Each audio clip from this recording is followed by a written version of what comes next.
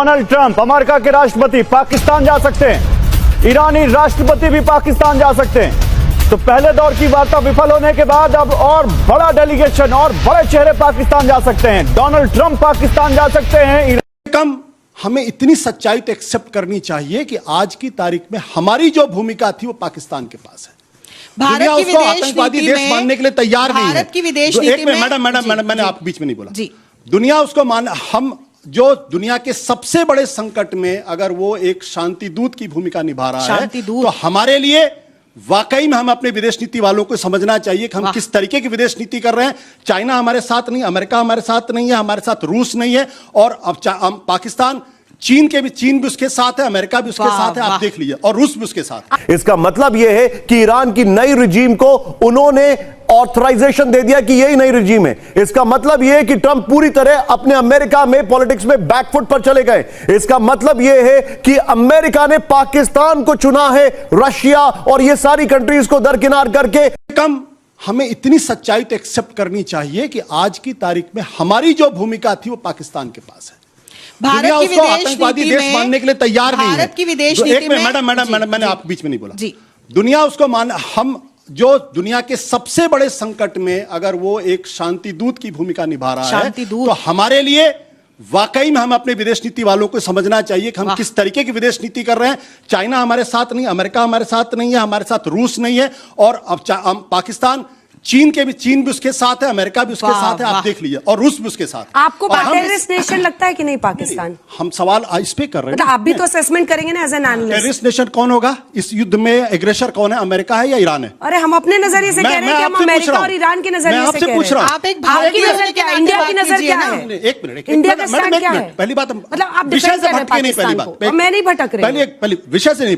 जब पाकिस्तान के बारे में वो टेररिस्ट स्टेट है, रोग स्टेट है, सबको मालूम है। विषय से आप भटक रहे हैं। मैडम एक मिनट प्लीज। आप पाकिस्तान, मैडम एक मिनट प्लीज। मैं जानता हूं मैं अनपॉपुलर बात कह रहा हूं यहाँ पे, मैं जानता हूं मैं पॉलिटिकली इनकरेक्ट बात कह रहा हूं, बट हकीकत ये है कि चीन भी पाकिस्तान से बात कर रहा है, ओमान उससे बात कर रहा है, तुर्की उससे बात कर रहा है, इजिप्ट उससे बात कर रहा है। भारत से बात क्यों नहीं कर रहा? मैं सवाल पूछता हूं।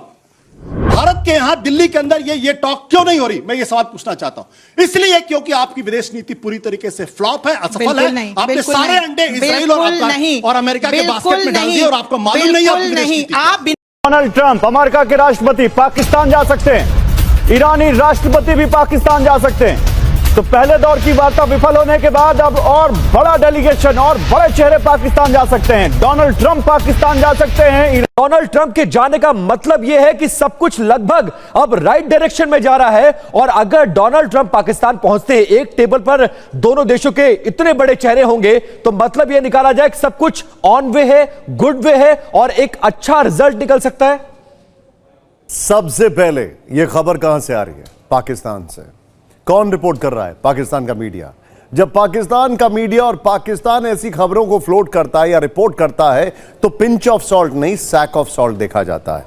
नंबर 1, इस खबर पे कंफर्मेशन कहां से आना बाकी है? व्हाइट हाउस से। नंबर 2, एर्दोगान से। नंबर 3, सऊदी से, जहां से सबसे लेट में आता है, और मोस्ट इंपॉर्टेंटली ईरान से। इस खबर को, अगर यह खबर आई है तो इसके पीछे की वजह क्या है, अब यह समझते हैं। इस खबर के आने के पीछे की और इस खबर के आने के रिपरकशंस क्या होते हैं वो भी समझते हैं। इस खबर के आने के पीछे की वजह है ईरान का वो स्टेटमेंट जिसमें उन्होंने कहा कि वो 5 साल के लिए अपना यूरेनियम एनरिचमेंट बंद करने के लिए तैयार थे। ईरान का वो स्टेटमेंट जिसमें उन्होंने कहा कि हमारी बातचीत काफी हद तक ठीक हो गई थी, फिर एकाएक जेडी वेंस को नेतन्याहू से फोन आता है, सब कुछ डिरेल हो गया। ईरान का वो स्टेटमेंट जिसमें उन्होंने कहा कि चलो bring it on, state of Hormuz में अगर आप कुछ कर रहे हो तो हम भी कर सकते हैं। और आज जब ईरान ने स्टेटमेंट दिया है तो बकायदा चीन के दो जहाज वहां से निकल गए। जोड़िए निशान, एक चीज जोड़िए इसमें, क्योंकि आई कांट हियर यू गौरव, इस चीज को कंफर्म कर रहे हैं।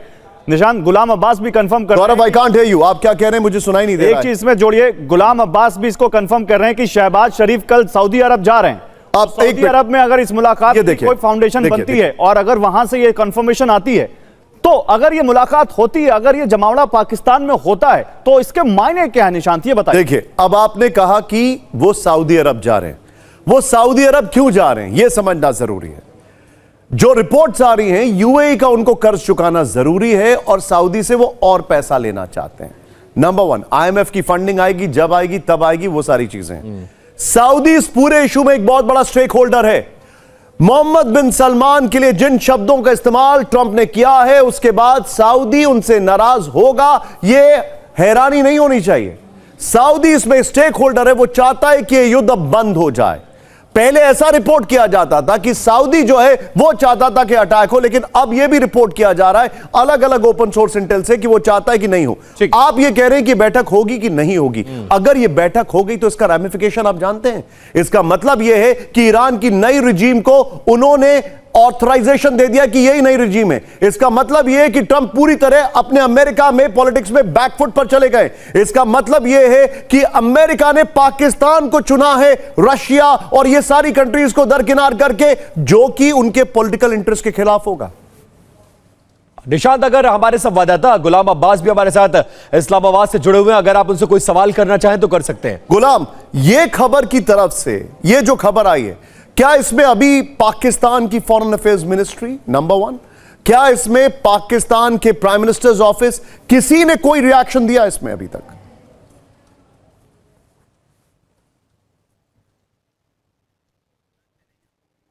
शायद गुलाम हमारे साथ है नहीं, लेकिन मैं अपने दर्शकों को बताना चाहूंगा, हम एक जिम्मेदार चैनल, ये खबर आई, हमने रिपोर्ट की है, लेकिन इस खबर का कंफर्मेशन, उसका इंतजार हम सबको है, और वो सिर्फ 4 जगह से हो सकता है। नंबर 1 सबसे important White House, number 2 Turkey, number 3 Saudi and number 4 Iran.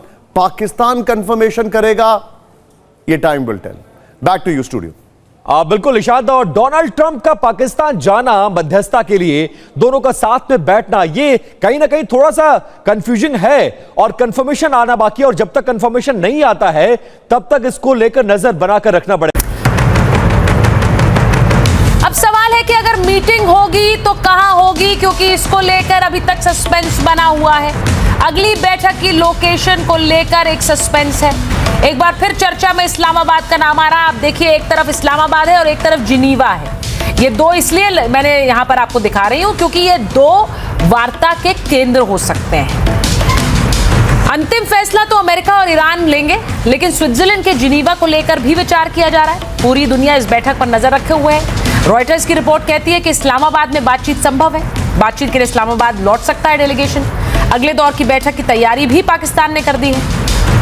बैठक के समय को लेकर दोनों देशों से बातचीत चल रही है। समय की कमी की वजह से लोकेशन जल्द तय होगी। अब 21 अप्रैल को युद्ध विराम की मियाद खत्म हो रही है। सीज फायर खत्म होने से पहले समझौता करना होगा, और समझौता नहीं हुआ तो खाड़ी क्षेत्र में जंग का खतरा बढ़ जाएगा। दोनों देश लोकेशन पर जल्द फैसला लेना चाहते हैं, समय सीमा से पहले अंतिम ड्राफ्ट पर मोहर लग सके। दूसरी तरफ से पाकिस्तानी मीडिया क्या दावा कर रही है, जरा ये भी सुन लीजिए। पाकिस्तानी मीडिया ये दावा कर रही है कि खुद डोनाल्ड ट्रंप इस बैठक में शामिल हो सकते हैं। तो ये खबर पाकिस्तानी मीडिया दे रही है कि डोनाल्ड ट्रंप इस बातचीत को लीड कर सकते हैं। अब वो होगा कि नहीं हमें नहीं पता है, लेकिन ये बातचीत अमेरिका और ईरान दोनों के लिए है। देखिए, दोनों के बीच बातचीत हो सकती है, ये संकेत मिल रहे हैं। और पाकिस्तान ने एक बार फिर से मध्यस्थता की पेशकश यहां पर रख दी है। पहले दौर की बातचीत इस्लामाबाद में हुई, बेनतीजा रही, लेकिन एक बार फिर से इस्लामाबाद ने दूसरे दौर की वार्ता की पेशकश कर दी है। वॉर ब्रेकिंग आप तक पहुंचा रहे हैं। यूएस ईरान के बीच वार्ता के लिए मध्यस्थता की पेशकश पाकिस्तान की तरफ से की गई है। इस्लामाबाद में दूसरे दौर की वार्ता की यह पेशकश पाकिस्तान ने रखी है और तारीख तय हो चुकी है। कहा यही जा रहा है, संकेत यही मिल रहे हैं कि 16 अप्रैल से ये बातचीत हो सकती है, यानी कि यूएस ईरान के बीच जो दूसरे दौर की बातचीत है वो 16 अप्रैल को हो सकती है। और पाकिस्तान को लेकर अल जजीरा का बहुत बड़ा दावा यहां पर सामने आया है। पाकिस्तान ने फिर से मध्यस्थता की यह पेशकश यहां पर रखी है। पहले दौर की बातचीत देखिए मोनिका फेल हो चुकी है, लेकिन दूसरी बार भी पाकिस्तान कह रहा है कि हम इसे सामने रखेंगे। और इस बीच इंपॉर्टेंट खबर आ रही है सबीना, देखिए ईरानी राजदूत का अमेरिका पर बहुत बड़ा निशाना। न्यूज 18 इंडिया से बोले मोहम्मद फतेह अली, यानी कि ईरानी राजदूत, उन्होंने कहा कि अमेरिका अपने अनुभव से सीखे। ईरानी उनकी तरफ से यह भी कहा गया है कि असली ईरान को समझे और सावधान रहे, ये भी संकेत दिए गए हैं।